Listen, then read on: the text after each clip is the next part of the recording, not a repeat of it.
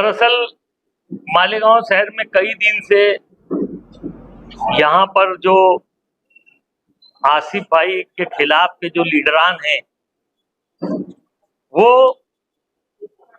बहुत सारा वावेला मचा के रखे हैं कि उन्होंने बहुत काम किया, बहुत करोड़ों रुपया लाया और उसको अड़थड़ा डालने का काम किया जा रहा है। आप लोग इतने शॉर्ट नोटिस में आए, मैं आप लोगों का हमारी पार्टी की तरफ से, शेख रशीद परिवार की तरफ से शुक्रिया अदा करता हूं और आप लोगों के माध्यम से ये बात शहरवासियों को पहुंचाना चाहता हूं। हम लोग पहुंचाना चाहते हैं कि ऐसी जो भी बातें हैं कि किसी का कोई काम रोक रहा है, ये सब बिल्कुल गलत और बेबुनियाद बात है। आप लोगों को मालूम होगा कि 2-4 दिन पहले मुफ्ती इस्माइल साहब ने एक प्रेस कॉन्फ्रेंस लिया और उसमें ये बोला कि भाई हमने बहुत सारे काम मंजूर किए हैं और उनके अपोजिशन के लोग यानी हमारी पार्टी के अलावा किसी ने वो भी टेंडर भरे और उनका टेंडर बिलो था और टेंडर बिलो होने की वजह से वो कोर्ट गए, ऐसा मुफ्ती साहब का बोलना है। मेरे को एक बात ये समझ में नहीं आता कि बिलो टेंडर किसको बोलते हैं, ये मुफ्ती साहब को शायद मालूम नहीं।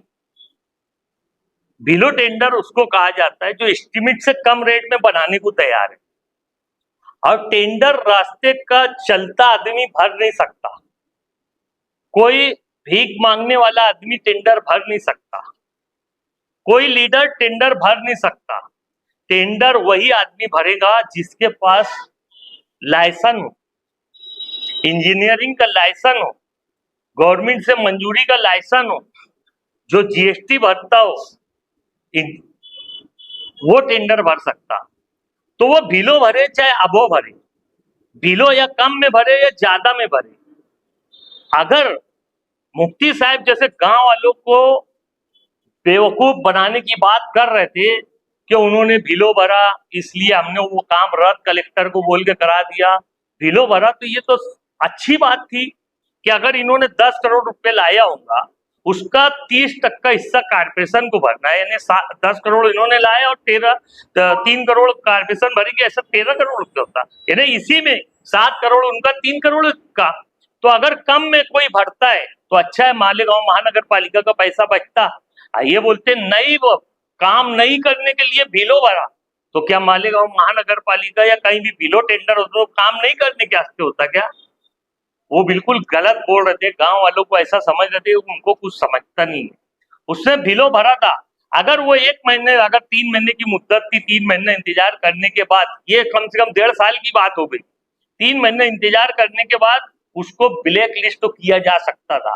तो ब्लैक लिस्ट तो होता क्या कि उसका लाइसेंस ही रद्द हो जाता था, वो कहीं महाराष्ट्र में काम नहीं कर सकता था वो आदमी जिसने बिलो भर के काम नहीं किया। अगर इसमें भी परसेंटेज रहता कि 10% भरा, अगर कम भरा है उसने तो उसका कुछ परसेंट भर के वो टेंडर उसको वर्क ऑर्डर दिया जाता। ऐसा नहीं कि कोई बोलते मैं 50% में काम करने तैयार है और गवर्नमेंट बोलती ठीक है ले ले, ऐसा नहीं होता। अगर उसने 50% बोला कि मैं कम में काम करूंगा तो उससे वर्क ऑर्डर होने से पहले 10% पैसा भराया जाता, 20% पैसा भराया जाता कि ठीक है इतना पैसा भर दे और उसके बाद तू वर्क ऑर्डर बना ले, ताकि तू भागा तो कम से कम ये पैसा भी रहेगा। काम तो जाहिर सी बात है, वो भागने के बाद दूसरा आदमी फिर से टेंडर निकलेगा, भर देगा। तो ये बात मुफ्ती साहब की सरासर गलत है कि कोई काम रोकने के लिए बिलो टेंडर भरा। मुफ्ती साहब खुद टेंडर भरे थे और वो अभाव भरे थे, एस्टिमेट रेट से ज्यादा में भरे। अब जब देखे कि कोई दूसरा टेंडर आ गया बिलो वाला, तो वहीं पे समझ में आ जाता, टेंडर खुलने से पहले ये बात समझ जाती। कब समझती? जब 3 टेंडर भरना ही पड़ता पहले टाइम में, अगर चौथा टेंडर आ गया तो समझ लो कि चौथे टेंडर वाले ने कम भरा है, क्योंकि उसको मालूम है कि कंपटीशन होने वाला है, इसलिए अपन कम भरेंगे तो ही अपने को मिलेगा। तो वो डिपॉजिट भर के ज्यादा में नहीं लेता, वो कम भरता। और ये टेंडर कमेटी को या लीडर जो भी होता या जो लोग भी टेंडर में इंटरेस्ट रखते उनको समझ जाता कि चौथा टेंडर आया, इसका मतलब किसी ने कम में भरा, और वही बात लेके, यानी टेंडर खुला नहीं था, वैसे ही मालूम पड़ा चौथा टेंडर आया है, तो जाहिर सी बात है बिलो आया, वो कलेक्टर पास पहुंच जाए और कलेक्टर को बोल के वहां काम की जरूरत नहीं है, वो काम को रद्द करा दिए। अच्छी बात है, करा दिए। हालांकि वो ये जो बात बोल रहे हैं कि भाई टेंडर बिलो भरे, काम करने का इरादा नहीं था इसलिए हमने ऐसा करे वैसा करे, मुफ्ती साहब झूठ फसाद मत बोलो। मालेगांव वालों को भी अभी टेंडर उंडर ज्यादा समझने लगा, जब से 2007 से हम लोग आए ना बॉडी में, तो ये टेंडर पेंडर सब ज्यादा समझने लगा यहाँ के सभी कारपोरेटरों को और गांव की आवाम को, कि ये अभी बिल्कुल धोखेदायक बातें मालेगांव शहर की आवाम बिल्कुल सुनने उनने वाली है नहीं। आप ठेका ले रहे थे और आपका ही सब ठेका है, और आपका अगर ठेका नहीं है, जो भी तुम्हारे साथ हुसैन अंसारी हो या जो भी हो, वो लोग टेंडर लेते हैं तो उसका परसेंट आपको देते हैं, और ये उंगली सिर्फ आपकी तरफ नहीं उठ रही, जो भी लाता है बजट, जो फंड लाता है वो कमीशन लेता है। हमको इससे इनकार नहीं है, हमको काम से मतलब है, गांव वालों को काम से मतलब है, उधर तुमको क्या कमीशन लेना है लेते बैठो। लेकिन कमीशन की बात तुम्हारी थी कि वो चौथा टेंडर बिलो आ गया, तुमको कमीशन देने वाला नहीं रहेगा, इसलिए कि वो बिलो में काम तो पहले ही कर रहा, उसके बाद तुमको कमीशन कैसे देगा, इसलिए ये बात थी। मुफ्ती साहब ने बहुत सारी बात बताए, उसपे अंडरग्राउंड गटर की बात बताए। पहले तो अंडरग्राउंड गटर की बात, आप सब पत्रकार लोगों को मालूम है कि अंडरग्राउंड गटर में क्या क्या हुआ। पहला टेंडर आया, आसिफ भाई ने कई जगह बताया, पहला टेंडर 2 आया, जबकि पहले टेंडर में 3 आना चाहिए जब टेंडर खोला जाता। हालांकि बड़े टेंडर में कानून ऐसा है कि 2 पे भी खोला जाता, लेकिन 2 टेंडर आया, वो 42% अभाव था, टेंडर से 42% ज्यादा था, यानी 500 करोड़ 499 करोड़ यानी म्हणजे 500 करोड़ का टेंडर था, तो उससे 42% ज्यादा है, तो उसको कमिश्नर ने रद्द कर दिया और फिर से रिकॉल किया। रिकॉल करने के बाद 4 टेंडर आया। देखो ये 4 टेंडर की बात मैं आप लोगों को बता चुका हूं, उसमें 4 टेंडर आया, उसमें समझ में आ गया कि भाई ये किसी ने बिलो भर दिया।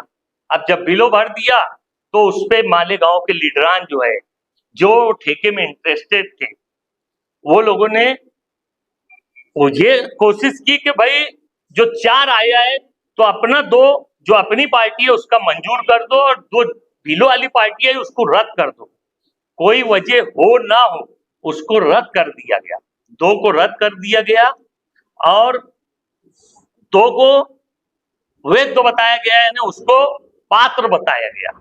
2 टेंडर पात्र और 2 को रद्द कर दिया गया, ये बोल के कि तुम्हारे पास ये कागज नहीं है वो कागज नहीं है, ऐसा बोल के उसको रिजेक्ट कर दिया गया। 2 टेंडर जो आया, वो 2 टेंडर को जब खोला गया तो उसमें 22%, यानी जो सबसे कम रेट जिसका था वो 22% था, वो 22% से 500 करोड़ की जो स्कीम थी वो 620 करोड़ हो गई। 500 करोड़ की जो स्कीम थी वो 620 करोड़ हो गया। अगर तुम्हारे 22% वाले को ये दे दिया जाता तो ये स्कीम 620 करोड़ की हो जाती।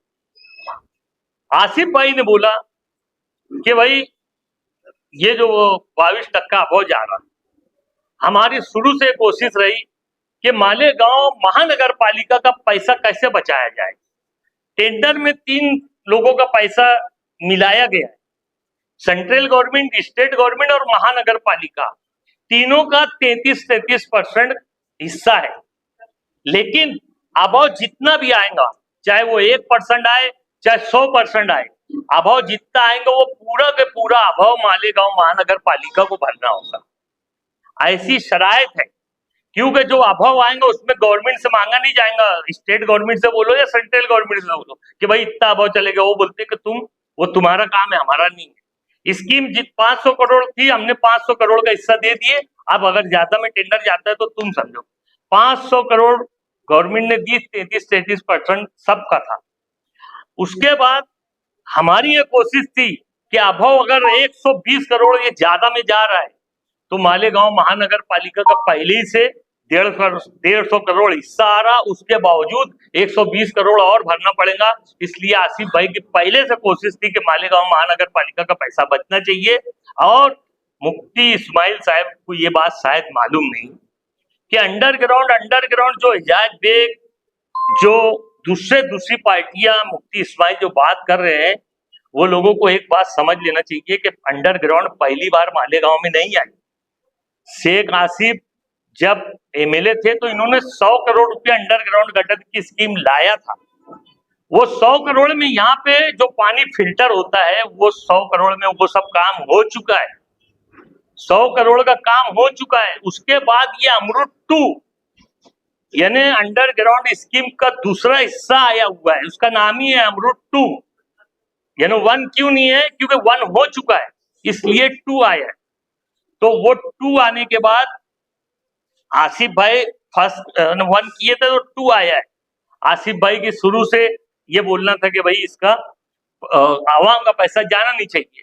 उसमें एक मालूमात ऐसी मिली कि वो जो टर्नओवर बताया गया है, जो सीए का जो लेटर है, वो इसमें गलत है।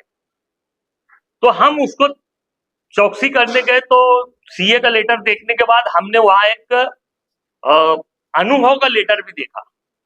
अब अनुभव का लेटर देखने के बाद ये समझ में आया कि यार ये अनुभव का लेटर जो है ये तो कोई दूसरे जगह का है, वो मणिपुर का था। मणिपुर की राजधानी जो इम्फाल है वहां का था। तो ये हुआ कि यार ये इम्फाल से कैसे क्या सर्टिफिकेट आ गया, वहां पे बहुत वातावरण खराब है तो कैसे आ गया। बहरहाल उस पर डाउट हुआ, ये भी डाउटफुल था एकदम, ये ना वो बोगस था, वो भी जो टर्नओवर का कागज था वो भी बिल्कुल बोगस था। तो आसिफ भाई ने मुझे, शकील भाई को, फरहान को और एक हमारे दोस्त को, 4 लोगों को मणिपुर भेजा। और ये बोलते मणिपुर, क्या मालूम मुफ्ती साहब क्या क्या बोल रहे थे, मेरे को समझा नहीं मणिपुर कौन गया कौन नहीं गया। मणिपुर जाने के बाद मणिपुर में जब एयरपोर्ट पे उतरो तो वहां पे 30 दिन का वीजा बन रहा था। ये 30 दिन का वीजा है, ये जो है 30 दिन का वीजा है। यानी मणिपुर हम गए थे, हम 3 लोग गए थे। मैं गया था, शकील भाई गए थे और फरहान गया था, एक हमारा दोस्त और था वो भी गया था। बोलने का मतलब मणिपुर जाने के बाद हमने जब मालूमात लिया, ये बात आप लोगों को, मीडिया वालों को आसिफ भाई ने एकदम तफसील से बता चुके हैं, फिर भी मैं बता दे रहा हूँ कि मणिपुर जाने के बाद वहां जब हम कॉर्पोरेशन में गए, हमने बताया, हमने मालेगांव महानगर पालिका का लेटर लेके गया था, क्योंकि हमारी शिकायत हम पहले दे दिए थे, तो उन्होंने एक लेटर मणिपुर भेजा था। देखो ये भी एक बात कि जो वो लेटर पे मेल नंबर लिखा हुआ था मणिपुर का, खलील भाई, वो लेटर पे जो अनुभव के लेटर पे मेल नंबर लिखा था, ये लोगों ने, कॉर्पोरेशन ने उसी मेल पे वो मेल किया, जबकि वो मेल किसका था ये आज तक मालूम ही नहीं। हम मणिपुर गए तो वो बोले हमारे यहाँ अंडरग्राउंड का काम ही नहीं हुआ है, हमने ऐसा कोई काम करवाया ही नहीं है, ना तो हमने कोई ऐसा सर्टिफिकेट दिया है। क्योंकि उस पे जो इंजीनियर का नाम लिखा था तो बोले ये पोस्ट की इंजीनियर ही हमारे यहाँ नहीं। उसके बाद हमने जब वो कॉर्पोरेशन का लेटर दिए तो उन्होंने वहां पर जो लेटेस्ट महापौर थे उनसे हमने जाके मिले, कमिश्नर थे जो, सॉरी कमिश्नर थे लेडीज, उनको हम जाके मिले तो उन्होंने बोले ठीक है लेटर बना के इनको दे दो। उन्होंने हमको सेम डे लेटर बना के दे दिया, 1 से 2 घंटे में हमको लेटर बना के दे दिया। हम एयरपोर्ट से डायरेक्ट कॉर्पोरेशन गए। कॉर्पोरेशन जाने के बाद हम ये हुआ कि भाई लेटर लिए, और लेटर हम जब लिए तो वो मैं समझता हूँ शाम के 6 बज रहे थे, वहां पे 6 के बाद कोई प्लेन है नहीं, इसलिए हमको रात भर फिर रुकना पड़ा। दूसरे दिन बोले 11-12 बजे का प्लेन है, फिर वो प्लेन से हम वापस आए।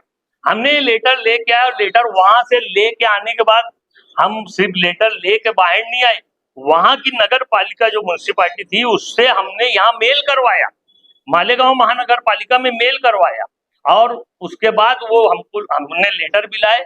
मेल आने के बाद बहरहाल आसिफ भाई को भी एक मेल किए, उन्होंने मंत्रालय में एक एप्लीकेशन भी दी कि भाई इनको सजा होना चाहिए।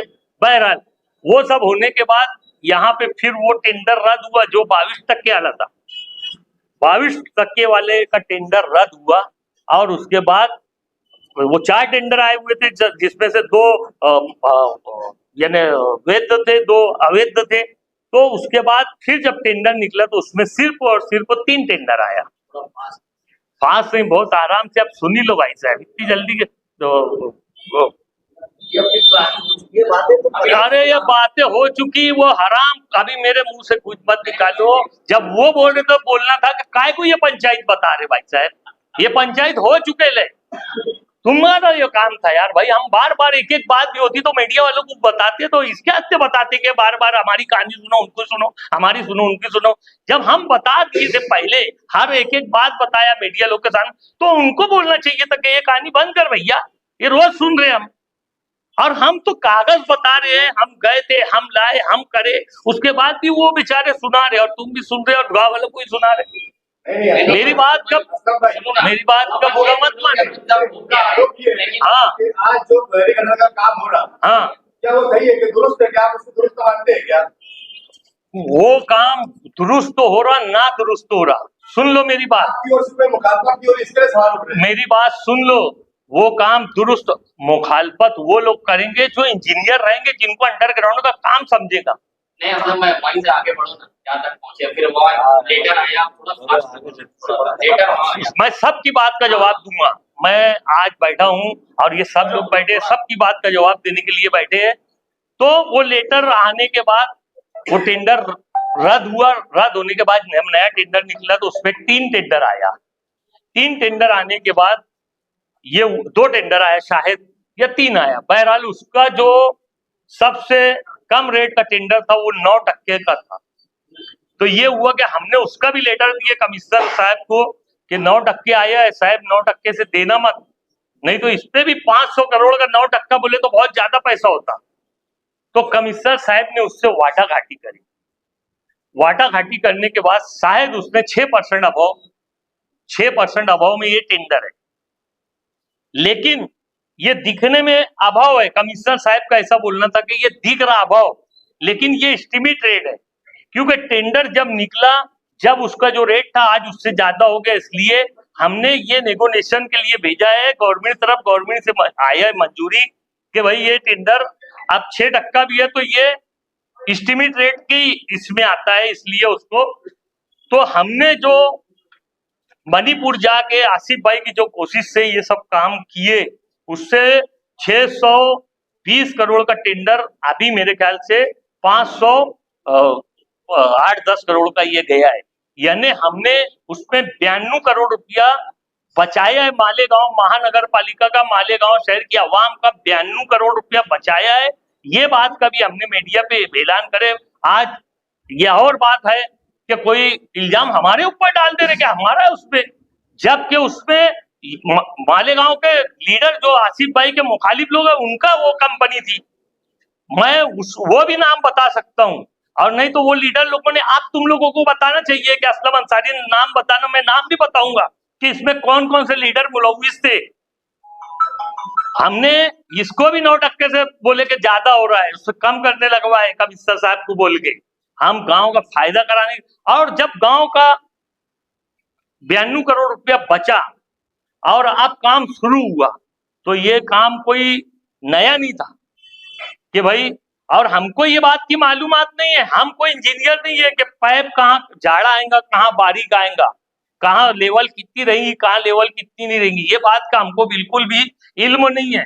लेकिन हमने इसके लिए जद्दोजहद करे। इसकी मुखालफत अभी हम कैसे कर सकते, इसकी मुखालफत हम कैसे कर सकते? मुफ्ती साहब ने जो काम मंजूर किया है रोड का, उसमें हमने भी कई रोड मंजूर करे। यहाँ पे मालेगांव महानगर पालिका से शकील भाई ने बोलो, एजाज भाई ने बोलो, आसिफ भाई ने बोलो, असलम भाई ने बोलो, हमने भी अर्जी दे दे के बोले ये रोड बनाओ, वो रोड बनाओ, वो रोड बनाओ।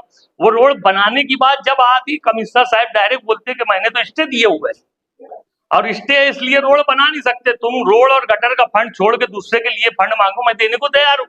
हम खुद भी हैरान है कि मालेगांव महानगर पालिका मालेगांव की आवाम को कोई राहत नहीं पहुंचा पा रही है। कमिश्नर साहब का एकदम स्पष्ट बोलना है कि रात में अंडरग्राउंड गटर डाल दो और सुबह रोड बना दो, मैं मना नहीं करता।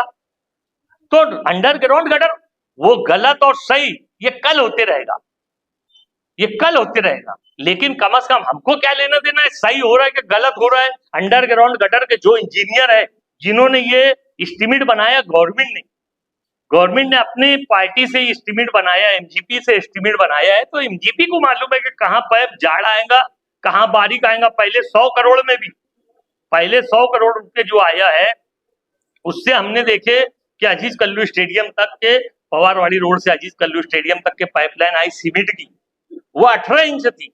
अब पूरे मालेगांव शहर का पानी उसमें से जाएगा, वो 18 इंच है, तो क्या उससे बड़ा पाइप इधर आएगा क्या?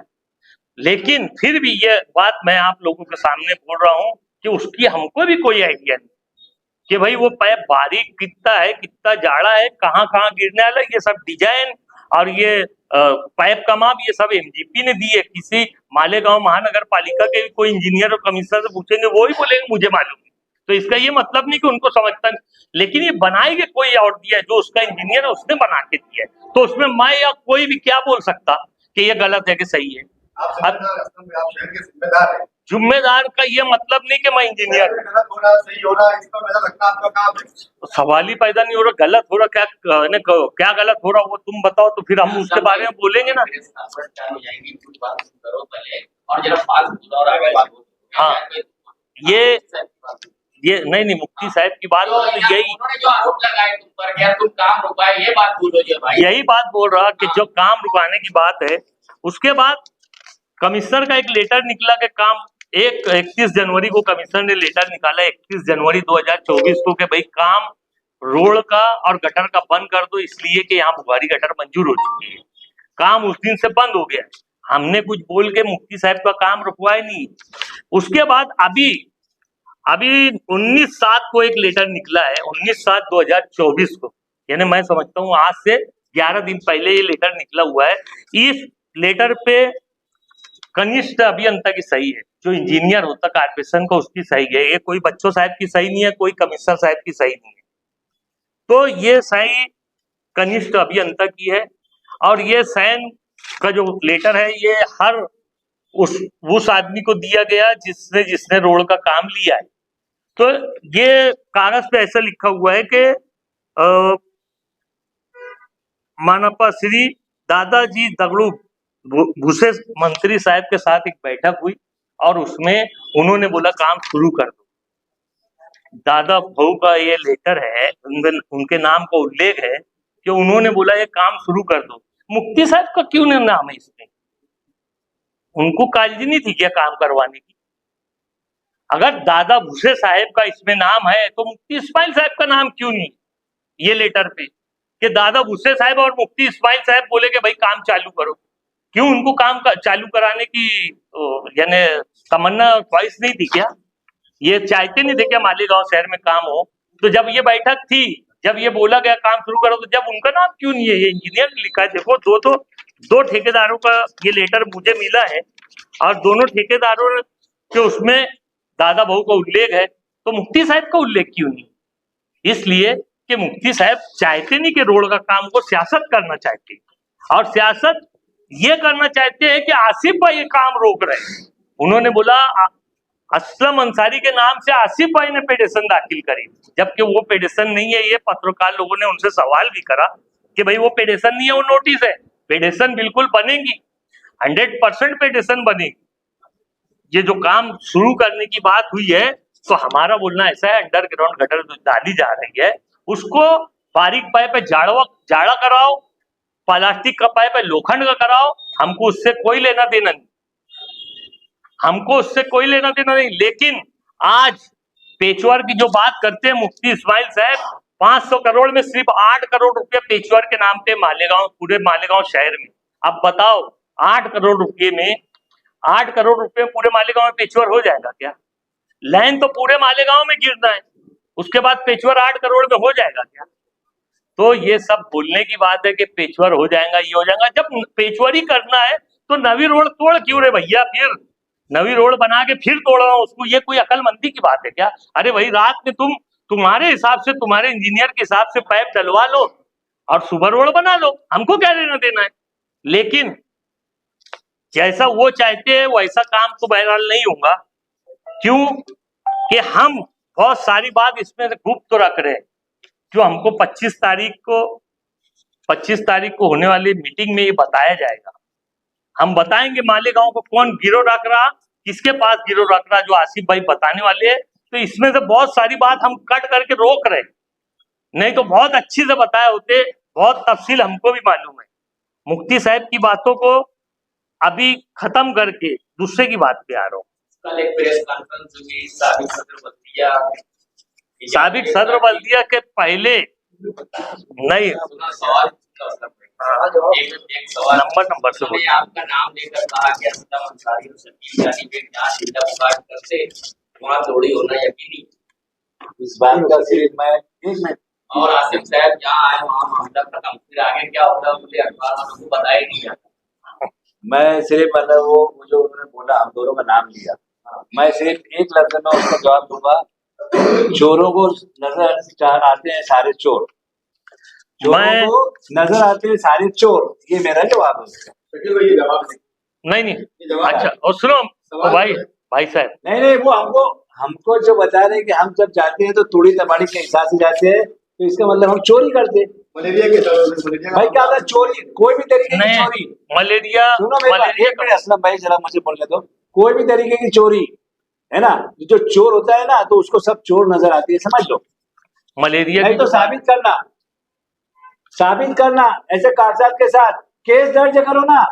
अगर हम चोर है तो हमारे खिलाफ में एफआईआर दर्ज करो, सबूत दो वहां पर, हमको जेल में डालो। क्यों नहीं करते? सिर्फ जबान चलती है, जबान, सच्चाई नहीं रहती है। मलेरिया की जो बात बोले अभी अपने साहब आपने, मलेरिया की जो दवा तक का सैंपल था वो टेस्टिंग को भेजा गया, हम हमारे घर में चेक करने नहीं लाए। अब टेस्टिंग क्या हुई ये तो कोई भी आम आदमी भी जाके पूछ सकता कि टेस्टिंग में निकला क्या, उसमें फॉल्ट तो था या नहीं था, ये आम आदमी भी पूछ सकता। और हम क्या लोगों को अब बताएंगे क्या क्या उसमें क्या आया क्या नहीं आया? अगर हम खामोश बैठे तो आप समझ लो क्या आया उसमें, और नहीं तो आप लोग जाके ये बात कमिश्नर से पूछो कि जो सैंपल भेजा गया था टेस्टिंग के लिए वो टेस्ट हो के क्या आया, वो बोगस दवा थी कि अच्छी दवा थी।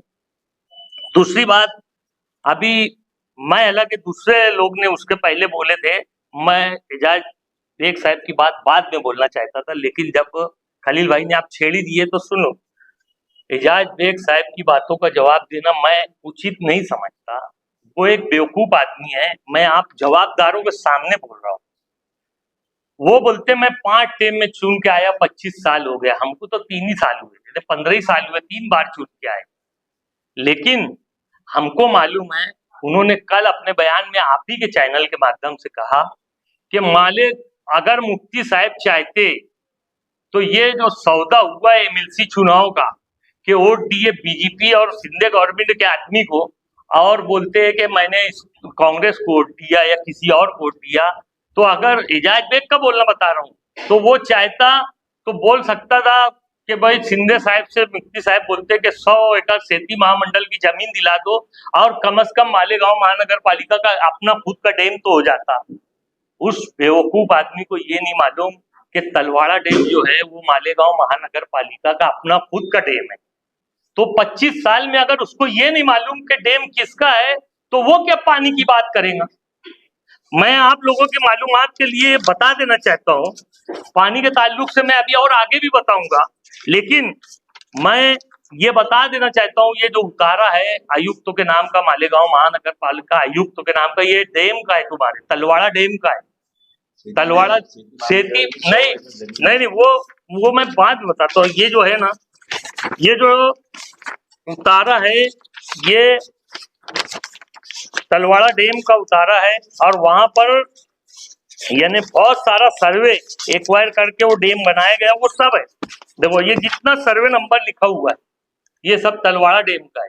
ये तलवाड़ा डैम का जो 100 एकड़ बाद में बड़ा किया गया ये उसका उतारा है, जो जूना 100 एकड़ है उसका भी उतारा है, लेकिन हम नवे की बात बता रहे, जूने का भी यानी कारपोरेशन का ही नाम है। तो मालेगांव शहर में ऐसा आदमी आमदार का इलेक्शन लड़ेगा, अब ये दिन मालेगांव की आवाम को देखना पड़ेगा।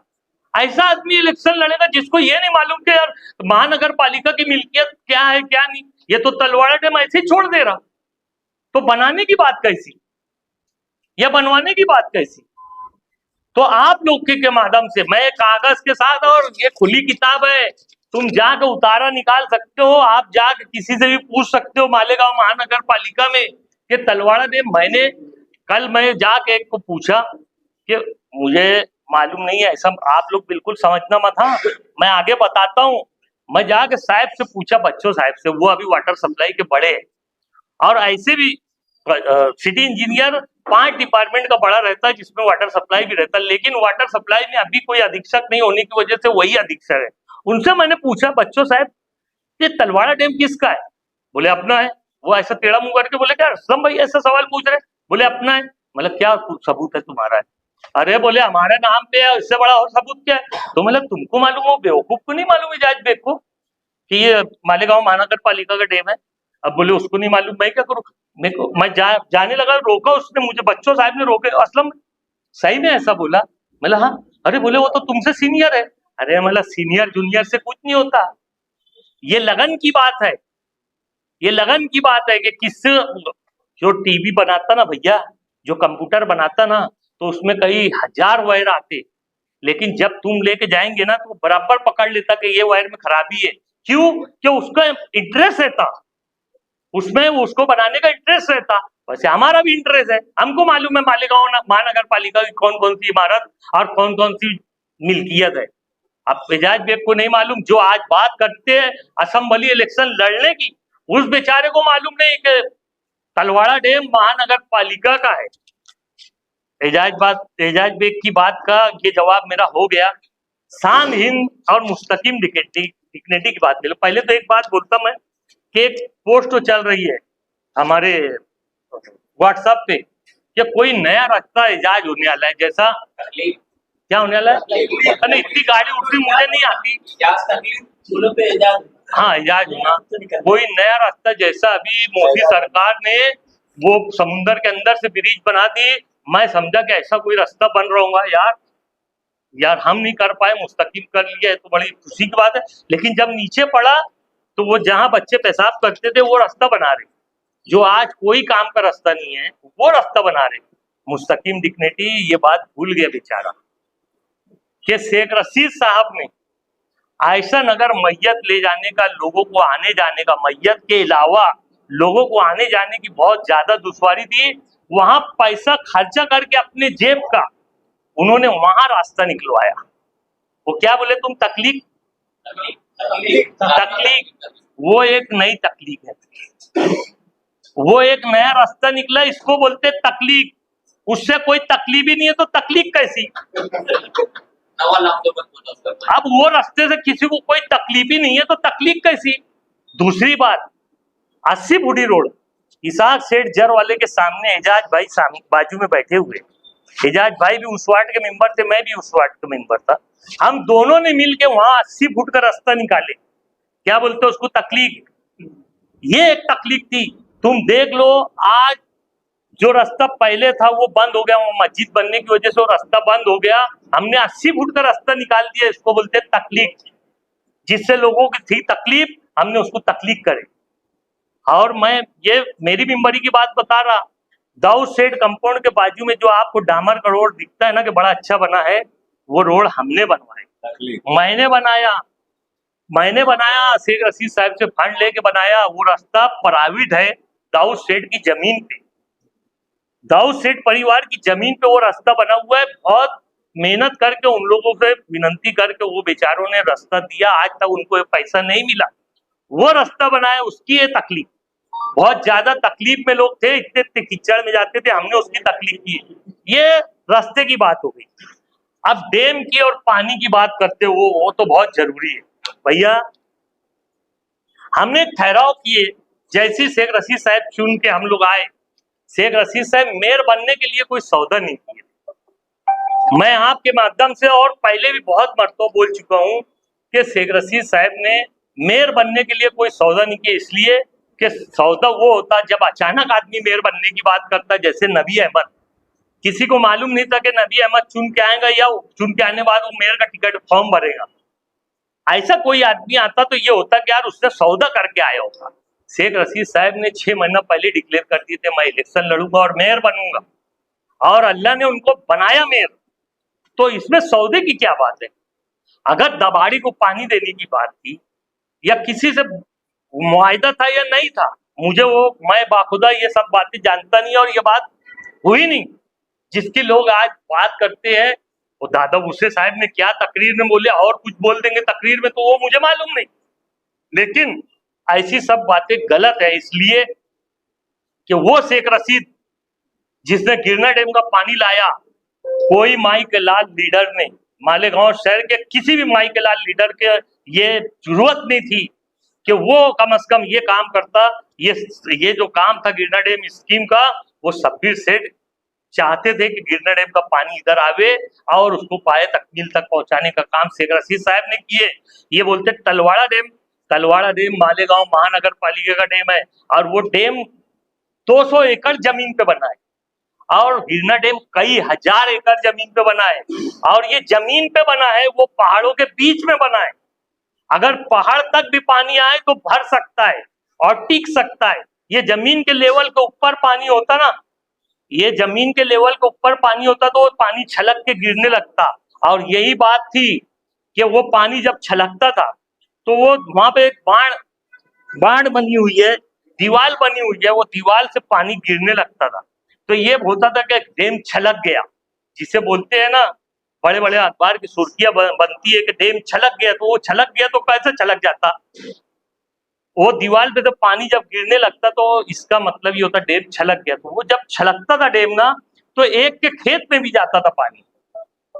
आज ये बात समझ लो, ये जो बात बोली जाती ना कि निहाल साहब ने अपने दौर में एक को नौकरी देके जमीन लिया और वसी किया डैम को, वसी उसी कुछ नहीं किए निहाल साहब ने, कोई डैम को वसी नहीं किए। मैं जवाबदारी से बोल रहा हूँ, कागज साथ में रख के बोल रहा हूँ। ने मुस्तकीम ने आसान ने आ जाना बात कर लेना, या पहले जाके मालूमात तो ले ले कि उनके वालिद मोहतरम ने क्या किए।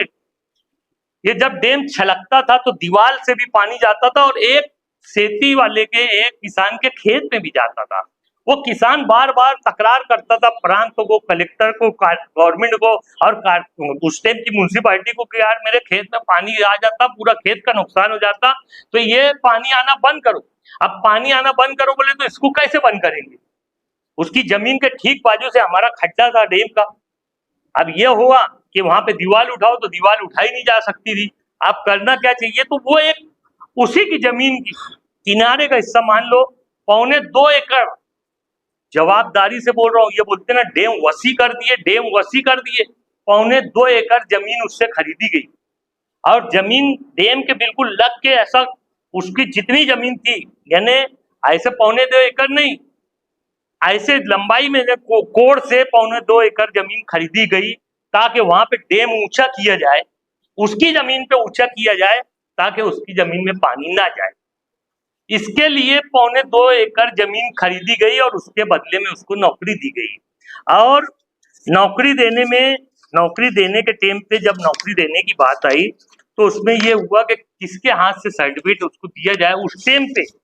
उस टाइम पे निहाल साहब महापुर थे, तो उनके हाथ से वो लेटर दिया गया। इसमें निहाल साहब ने कुछ नहीं किया।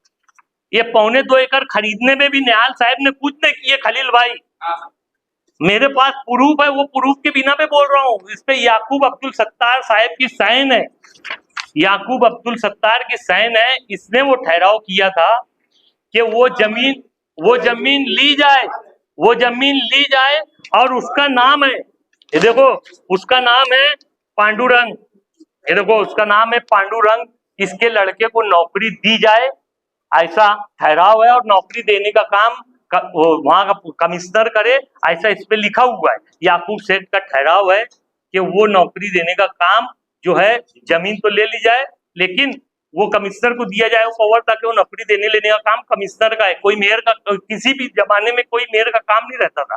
तो ये प्रूफ है। और देखो इस पे तारीख लिखी हुई है 29/1/2001। अब बताओ 29/1/2001 को निहाल साहब न मेंबर थे न मेयर थे। ये देख लो, तारीख देख लो, और ये कागज तुम भी निकाल सकते, मैं कोई घर पे छाप के नहीं लाया। उसके बाद वो जमीन लेने के बाद वो जमीन को ऊंचा किया गया, सिर्फ इतना ही किया गया कि उसके खेत में पानी ना जाए। हमारा कुछ पानी बच जाएगा ऐसा कुछ भी नहीं है। हमारा पानी तो ये दीवार से जाते ही, आज भी जब ओवरफ्लो हो जाएगा, डैम जब छलक जाएगा तो ये दीवार से गिरता ही गिरता है। कल भी गिरता था, लेकिन उसके खेत में जाता था तो उसकी खेती बचाने के लिए मालेगांव महानगर उस टाइम की म्युनिसिपालिटी ने वो ऊंचाई बढ़ाई उसकी, ताकि पानी उधर न जाए। कब न जाए? जब डैम छलक जाए। जब ऐसा नहीं कि ऐसे भी जा रहा था पानी तो बहुत जरूरी रहता है रोकना उसको, वो जब छलक जाता था, जब पानी जाता था। तो ये जो है ये बोगस बात है बिल्कुल। ये ताहिरा मैडम जब महापौर थे उस टाइम उन्होंने ठहराव करे थे कि हमारा डैम 43 MCFT पानी उसकी क्षमता थी। हमारे डैम की 43 MCFT पानी की क्षमता थी तलवाड़ा डैम की। उसको 100 एकड़ सेती महामंडल की जमीन खरीदने का हमने ठहराव किया, उसका लेके गए वहां पे गवर्नमेंट के पास, हमने उसको पाठ पुरावा करे और गवर्नमेंट ने हमको ताहिरा मैडम महापौर रहते हुए वो हाथ में दिए कागज कि ठीक है हम तुमको ये सेती महामंडल जो होती है शायद गवर्नमेंट की होती है, तो गवर्नमेंट ने बोले हम देने को तैयार है। और उन्होंने एक स्कीम में पैसा बना के दिया 1,67,99,200 रुपया। 1,67,99,200 रुपया, इतने की वो 100 एकड़ जमीन सेती महामंडल की खरीदी गई। और खरीदने के बाद ये हुआ कि हमारे पास 5 करोड़ रुपया उसको खर्चा आने वाला था डैम बनाने के लिए। तो वो डैम बनाने के लिए 5 करोड़ खर्चा करने की ताकत म्युनिसिपालिटी कॉर्पोरेशन के पास नहीं थी, इसलिए गवर्नमेंट से वो डिमांड किया गया। गवर्नमेंट ने वो पैसा दी। इत्तेफाक से वो इब्राहिम सेठ उस वक्त तक मेयर बन गए थे, उस टाइम पैसा आ चुका था ताहिरा मैडम के टाइम में, लेकिन वो जहीर साहब उस टाइम पानी के साहब थे, वाटर सप्लाई अधीक्षक थे जहीर साहब। तो वो कई महीने तक ऐसा पड़ा रहा। हमने महासभा में उनसे पूछे कि भैया 5 करोड़ रुपया आके पड़ा है तो तुम ये डैम बड़ा क्यों नहीं कर रहे?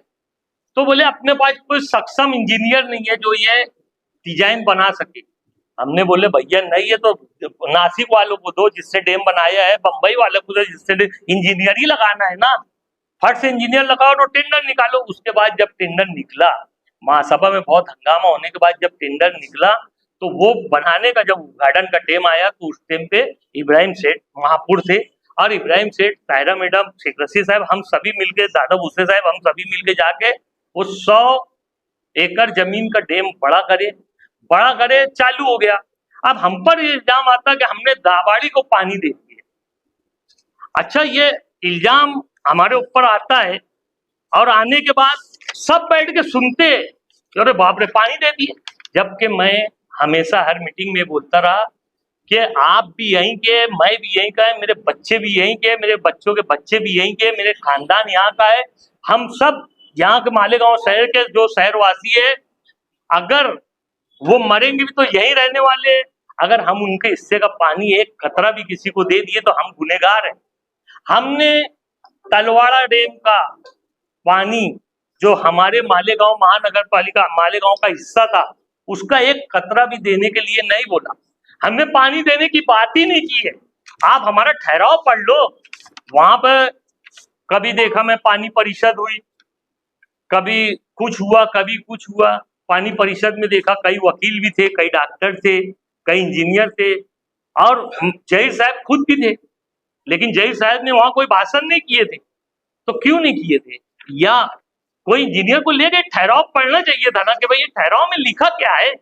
अरे शेख रशीद साहब ने महापौर होते हुए अगर कोई ये बोलते पानी बेच डाले तो बेचे कैसे, वो पढ़ना तो चाहिए, उसका कोई एग्रीमेंट और कोई ठहराव तो रहता। तो ये ठहराव है, मैं आपको इसके PDF फाइल बना के देता हूँ, ये ठहराव की PDF फाइल बना के देता हूँ। आप लोग से मेरी रिक्वेस्ट है कि ये मालेगांव शहर के हर वो आदमी तक पहुंच जाए आप लोगों के माध्यम से, ताकि जो शेख रशीद साहब या हमारे ऊपर ये इल्जाम आता है कि भाई हमने पानी बेच डाले, हमने कोई पानी नहीं बेचे, एक बूंद पानी हमने नहीं बेचे, एक बूंद पानी। ये कागज पे 100 बकौर एक लिखा है, हम बक नहीं रहे, लिखा बता रहे हैं। हमने सिर्फ ठहराव जो किया है वो अगर गवर्नमेंट 50 MCFT मंजूर करती है तो वो पानी हम हमारे डैम में रखेंगे और रखने के बाद दाबाड़ी को देंगे, ऐसा ठहराव हुआ है, ना कि हमारे हिस्से का पानी हम दाबाड़ी को देंगे। हमने गवर्नमेंट से डिमांड की है कि अगर 50 MCFT पानी गवर्नमेंट देगी तो उसको हम हमारे डैम में रखेंगे। हमने ये वादा की है कि हम हमारे बर्तन में उनका पानी रखें, क्योंकि उनके पास उनका कोई डैम नहीं है। नहीं तो वो अगर पानी मांगने जाते गवर्नमेंट से कि हमको 50 MCFT पानी दो, तो गवर्नमेंट उनसे पूछती तुम्हारा डैम कहाँ है जिसमें वो पानी रखेंगे, या हम कहाँ से छोड़ेंगे वो पानी। तो वो लोगों का ये दाबाड़ी वालों की ये तमन्ना, ये ख्वाहिश थी कि तुम्हारे डैम में हमारा 50 MCFT पानी रखने का तुम एक ठहराव दे दो, ताकि ये ठहराव बता के हम गवर्नमेंट से 50 MCFT पानी मंजूर कर ले। और हमने ये ठहराव बना के दे दिया। तो ऐसा अंदेशे वाला ठहराव नहीं करने का, तो फिर ऐसा जो कैसे अंदेशे वाला? ये पानी दूसरे को क्यों देता, वो ज्यादा लेंगे, कौन जवाबदार रहेगा? ये बात मीडिया में बैठ के बोलने से बेहतर है कि डैम पे जाके देखना चाहिए, वहां मीटर लगा हुआ है। और पानी जब हमारा 300 MCFT छोड़ा जाता ना, तो हमको सिर्फ 80 MCFT पानी हमारे डैम में आता। 300 MCFT छोड़ने के बाद कितना हमारे डैम में आता? 80 MCFT। यानी पानी या तो जमीन सोख लेती, या तो कोई बौड़ी भर लेता, कोई खींच लेता, वो इसमें से डैम में से नहीं, वो नदी में से जब वो छोड़ा जाता, जब वो पानी डैम से छोड़ा जाता, चंकापुरी हरनबाड़ी जहाँ से वो पानी आता है, वो जहाँ से छोड़ा जाता वहां से यहाँ तक आए तक के इतना पानी लॉस हो जाता और हमको 80 MCFT पानी मिलता है। तो हम वो भी लॉस का इसमें उदाहरण दिए कि वो लॉस जो है, जैसे हमारा 300 का 80 हो जाता तो वैसा 50 का भी 20 हो जाएगा। उनका ये भी आरोप है कि तो हम ये बात का ख्याल रखते हुए ये ठहराव किए है, और वहाँ मीटर लगा हुआ है। अब मीटर जिसको देखना है वहां जाके देख ले, और मीटर नहीं लगाए तो वो आके कमिश्नर शिकायत करे।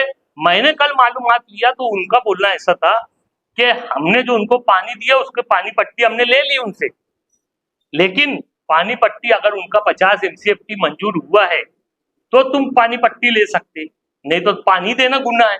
तो ये हमने ठहराव करे। कमिश्नर ने देखो एक बहुत अच्छी बात है कि मुस्तकीम डिक्टेटिव पहले तो बोलता था पानी बेच डाले ऐसा ठहराव किए। जब अब समझ में आया कि ये 2023 में कमिश्नर ने एग्रीमेंट किया है 2023 में, 13 जून 2022 को तो हमारी मेंबर ही खत्म हो गई थी। यहाँ कोई मेयर, कोई स्टैंडिंग चेयरमैन और कोई मेंबर नहीं रह गया। तो ये 23 में कैसे क्या एग्रीमेंट हो गया? इसका भी इल्जाम हमारे सर कि वो ठहराव नहीं करते तो ये स्टाम्प नहीं होता। अगर वो नहीं रहते तो फिर हम पैदा कैसे होते हैं? अगर मेरे ठहराव कुछ और लाते हैं, एग्रीमेंट कुछ और करते हैं। हाँ, देखो ये बात बिल्कुल सही बात बोले। बेवकूफ आदमी की मिसाल दी अभी, तुम फिर भी उसकी मिसाल दे रहे तो ठीक है। अगर वो बोलते हैं कि ठहराव कुछ होता कुछ है, विषय आता कुछ है और हो जाता कुछ है, तो एकदम जैसा कि जैसा विषय आया, ये देखो ये ठहराव है आप लोग के सामने है, आप लोग समझ लो। ये ना कोई बेवकूफ बोले तो मैं सुनो। देखो विषय जो आया ये 4 लाइन का है। विषय जो आया ये 4 लाइन का है। उसके बाद ठहराव लिखा गया, देख लो कितनी लाइन है भाई साहब। तो आप बोलो कि जैसा ठहराव आया, विषय आया वैसे ही छाप दो, तो वैसे ही छाप देना क्या? इसको ठहराव बोलते क्या? ठहराव ये आता कि भाई फला चीज फला को देना है, तो इतना ही लिख के आएगा। अब हम भी बोलना फला को दे दो, हो गया ये। ऐसा नहीं है, क्यों देना भाई? हमारी जवाबदारी है। हमसे भी कल पूछा हो सकता, गवर्नमेंट पूछ सकती, कमिश्नर पूछ सकता, तो हम उसको लिखते कि देखो वो परेशान है, उसकी जरूरत है और वो हमको इसका पैसा दे रहा है, तो इसलिए वो चीज देने में हरकत क्या है, हम ये लिखते। अब वो बोले कि यार ये विषय आया तो और ये लिखे गया, तो ये कोई बात है? ये तो बच्चों जैसी बातें हुई, ये बच्चों जैसी बातें हुई कि अब विषय ये आया और 4 लाइन का आया और 50 लाइन लिख डाली। अभी लिखना पड़ता, वो बताना पड़ता, हमको जवाब देना है ना। इसमें नीलेश भगवान आयरे और सकाराम भिकाराम घोड़के, ये अनुमोदन है सकाराम भाऊ का और सूचना है नीलेश भगवान आयरे। तो ये ठहराव में हमेशा 2 ही लाइन का विषय आता और लिखा जाता 50 लाइन। इम्पोर्टेंट बात ठहराव नहीं, मैं ये ठहराव दे रहा हूँ आप लोगों को PDF फाइल, यानी आप इसको पढ़ भी लो और गांव वाले भी पढ़ ले, ताकि समझ ले कि हमने ठहराव किया कि हमने एक बूंद भी पानी उनको देने का बोला है क्या हमारे तरफ से। दोनों चीज तुमको देना चाहिए। ये करारनामा भी देते हैं, करारनामा भी पढ़ लो जो एग्रीमेंट हुआ है, लेकिन एग्रीमेंट तो हमारे सामने हुआ ही नहीं। उसमें कुछ भी होगा तो हम उसके जिम्मेदार है भी नहीं। हम सिर्फ ठहराव के जिम्मेदार हैं और ठहराव आप पढ़ लेना। इसमें एग्रीमेंट में मैंने देखा नहीं क्या है, लेकिन ये 2023 में हुआ जब हम तो 22 में रिटायर हो गए थे, तो ये 23 का है। यहाँ पर तमामी लोगों को ये बात बता दूं, यानी ये बात ज्यादा लंबी हो रही है, इसलिए मैं आप लोगों के माध्यम से बता दूं कि तलवाड़ा डैम का पानी सिर्फ और सिर्फ मालेगांव वालों को तलवाड़ा डैम का पानी मिला होता, चाहे 2 दिन आड़े मिलता है, 3 दिन आड़े मिलता, तो 4 महीने से ज्यादा चला नहीं होता। अगर 4 दिन आड़े से ही मिले तो 4 ही महीना चलने वाला पानी है। शेख रशीद साहब की हिम्मत अमली थी, उनकी ऊंची सोच थी, उनकी वसी सोच थी, जिन्होंने गिरना डैम का पानी मालेगांव को लाया है और मालेगांव के लोगों को आज गिरना डैम का पानी मिल रहा है। इसलिए हमको 1 दिन आड़े से अभी जब अंदेशा लगा कि भाई बारिश कम होने वाली दिख रही है, तो उसको 2 दिन आड़े किया गया, 3 दिन आड़े किया गया है। और अल्लाह करे बारिश कल से अगर हो जाती है तो फौरन आने लगेगा, और नहीं तो हो सकता तुम तलवाड़ा डैम की तो बात छोड़ दो, अगर बारिश नहीं हुई खुदा ना खास्ता तो हमको तो 1 महीने में भी पानी नहीं मिलेगा। 2-2 डैम रखते हुए भी हमको 1 महीने में पानी नहीं मिलेगा। अगर पानी नहीं रहेगा हमारे डैम में तो मिलेगा कहाँ से पानी? तो ये सब झूठी बात है। आप सवाल जवाब तुम कर सकते हो। हाँ, 5% की भी सुन लो, 5% का भी सुन लो, ये बहुत अच्छी बात है। ये भैया आसिफ भैया, ये अबे प्रेस कॉन्फ्रेंस है क्या मजाक है? इधर बैठ, 5% का सुन तो ले। राग पाट लोगों की सुनते रहता, 5% हमने बढ़ाए, 5% हमने बढ़ाए, आसिफ भाई ने बढ़ाए। ये राग पाट बोलना बंद करो। मैं बहुत जवाबदारी से, अंसारी मोहम्मद असलम खलील अहमद, बहुत जवाबदारी से आप लोगों को मीडिया के बीच में बोल रहा हूँ।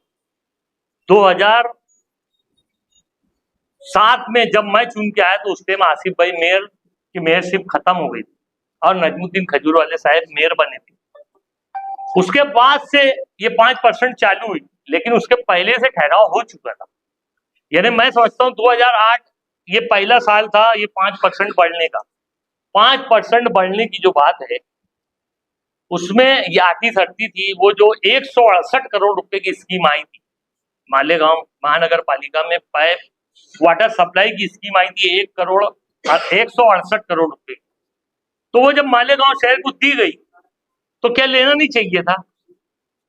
आसिफ भाई ने ले लिए कि भाई हमारी जो झुपड़पट्टी है उसमें पानी नहीं जा पाता, माँ बहन परेशान होती है, लोग अंडा लेके मोर्चा लेके आते हैं, तो ये 168 करोड़ की पाइपलाइन अगर बीत जाती है तो अच्छा है। उन्होंने वो स्कीम ले ली, एक्सेप्ट कर ली। उसको कोई भी स्कीम आती तो महासभा में एक्सेप्ट करना पड़ता, क्योंकि उसमें कुछ हिस्सा भी अगर मिलाने की बात है तो इसलिए कारपोरेशन का इंटरफेयर जरूरी रहता। अब वो आया तो उसमें ये हुआ क्या भाई ले लो 168 करोड़ रुपया। लेने के बाद अब उसमें ऐसे आटी सरती थी उसमें कि भाई ये जमीन जो है, ये जो पानी है, ये आप जल्दी से जल्दी इसको हर तरफ पहुंचा दो, और उससे जो आवक होगी, तो जैसे पानी खरीदते हैं 100 रुपये का, उसमें मेंटेनेंस खर्चा आता है एक साल में, अगर 100 रुपये 200 हो गया तो 200 पानी पट्टी भी आना चाहिए। इसको बोलते हैं ना नफा ना टोटा। तो उसमें ऐसी आटी धरती थी कि आज तुम्हारा पानी का पैसा बढ़ता जा रहा है, तो तुम जिस दिन ये पाइपलाइन दे रहे डाल दो, सब तरफ पहुंचा दो और नल दो उनके पास, ना नफा ना टोटा हो जाएगा। उस दिन से 5% बंद हो जाएगा। ना नफा ना टोटा जब तक नहीं होगा 5% बढ़ता रहेगा। तो मेरे ख्याल से अभी तक के ना नफा ना टोटा पे बात आई नहीं, अब तो बहुत आगे निकल गई। लेकिन 5% जो बढ़ रहा है वो खत्म होना चाहिए, बंद होना चाहिए। इसके लिए अगर हमारे ऊपर उंगली उठाने से बेहतर मुफ्ती इस्माइल साहब जैसा अपने फारूक शाह साहब को देखे कि केरपट्टी उनकी बड़ी तो वो 35 पे बैठ गए, ये भी जाके बाजू में बैठ के उंगली कटाए, लेकिन इन्होंने कुछ मंजूर नहीं करवाए। अगर ये भी बाखुदा वहां बोल देते कि हमारा भी 5% बंद करो तो शायद तो बंद हो जाता। और नहीं, अगर इन्होंने लेटर वेटर नहीं दिया था तो उस दिन अधिवेशन का आखिरी दिन नहीं था, ये दूसरे दिन भी बैठ सकते थे इसके लिए कि भाई मंत्रालय की पटरी पे मैं भी अब अकेला बैनर लेके बैठ जाऊं मालेगांव के लिए 5% जो पानी पट्टी है ये बंद कर दो, तो इंशाल्लाह ये बंद हो जाती। और नहीं तो अभी मैं समझता हूं कि अभी मालेगांव के आम लोगों ने, मैं एक बात अभी आप लोगों को बताता हूँ, मालेगांव के आम लोगों ने, आसिफ भाई उसमें आसिफ भाई भी शामिल थे, उन्होंने एक लेटर दिया कि 5% बंद होना चाहिए। कमिश्नर ने वो लेटर को ऊपर भेजा है कि भाई 5% बंद होना चाहिए, नहीं तो यहाँ के गरीब लोग हैं तो अभी तक के पानी पट्टी बनी नहीं है। वो ये इंतजार में कारपोरेशन वाले के उधर से गवर्नमेंट से कुछ आ जाए या लगाने का कि नहीं लगाने का, तो हम पानी पट्टी बनाएंगे। इसके लिए केयर पट्टी तो निकाल दी उन्होंने, हमारे बोलने के हिसाब से केयर पट्टी निकाल दिए पुराने रेट से, लेकिन पानी पट्टी अभी तक नहीं निकली है। वो इंतजार में कि शायद गवर्नमेंट इसको कम कर दे। तो अगर इसको थोड़ा ही धकेलने की बात थी, अगर मुफ्ती साहब पैतरी में बैनर लेके बैठ जाते तो ये पानी पट्टी 5% कोई बढ़ाया, कैसे बढ़ाया ये छोड़ दो। कोई बेवकूफ नहीं है कि ऐसे ही बढ़ा दिया, मालेगांव बेच डाला और बढ़ा दिया। मालेगांव के फायदे के लिए ही वो स्कीम आई थी। वो स्कीम जो यूआईडी स्कीम थी वो मालेगांव के फायदे के लिए थी। आसिफ भाई ने 168 करोड़ रुपया अगर लाए थे तो ये कोई मामूली रकम नहीं थी। मैं बहुत जवाबदारी से बात बोल रहा हूं कि चाहे जनता दल हो या कांग्रेस हो, उस टाइम की कांग्रेस हो, आज की राष्ट्रवादी हो, शिवसेना हो, बीजेपी हो या आजाद चुन के आने हो वाले हो या मुस्लिम लीग हो या समाजवादी हो, कोई भी पार्टी हो, जितने भी नगर सेवक चुन के गए, खलील भाई, जितने भी नगर सेवक आज तक चुन के गए, तो वो एक लेटर महासभा में दिए नहीं। बहुत बोलते ना कि इसका मेयर था, उसका मेयर था, उसने नहीं कम करा, इसने नहीं कम करा। ठीक है, मेयर ने नहीं कम करा, क्योंकि मेयर भी कम करता तो एक यादी देना पड़ती कि महासभा में विषय ले। मुझे बता देना किसी भी नगर सेवक ने उस टाइम से आज तक, 2008 से आज तक के बता देना किसी भी नगर सेवक ने कि मैंने महासभा में लाने के लिए लेटर दिया, लेकिन महापुर ने वो रखा नहीं। एक भी मेंबर ने वो लेटर दिया नहीं। एजाज भाई बैठे, सीनियर नगर सेवक, शकील भाई बैठे हैं, मैं खुद भी बैठा हूं, हमने तो कोई लेटर दिया नहीं कि 5% बंद करो और महासभा में विषय लो। अगर किसी ने दिया है तो उसने बता देना। महापुर का ही नाम लेते कि शेख रशीद खानवादा, शेख रशीद खानवादा, शेख रशीद। मुझे एक बात बताना, जैसे जनता दल के, कल के जनता दल आज समाजवादी के लोग बोलते कि हम बदउनवानी के लिए और दादागिरी के लिए हम इधर गए उधर गए, अभी तुम किधर गए और तुम्हारे उधर जाने इधर जाने से क्या हो गया। शेख रशीद खानवादे भी इल्जाम लगाते, खाली इल्जाम लगाते।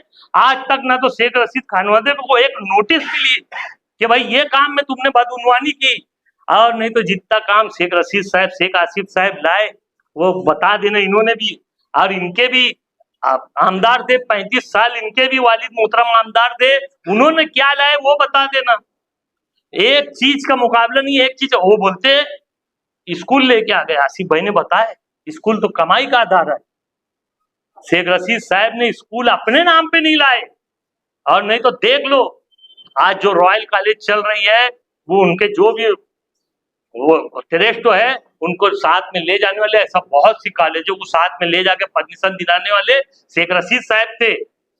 हाजी शब्बीर साहब की बात बता दूं, निहाल साहब एमएलए रहते हुए यहाँ पे हज कमेटी लाने वाले शब्बीर शेख थे, लेकिन शब्बीर शेख ने उसकी मंजूरी नहीं ला पाए थे। शेख रशीद साहब जब आमदार बने तो हज कमेटी की मंजूरी लाने का काम शेख रशीद साहब ने किया है, 35 साल के एमएलए ने नहीं किया था। एक एक बात बता सकता हूँ, गिना सकता हूँ कि बहुत इल्जाम लगाते हो। एक गुना तो शेख रशीद खानवादे का बताना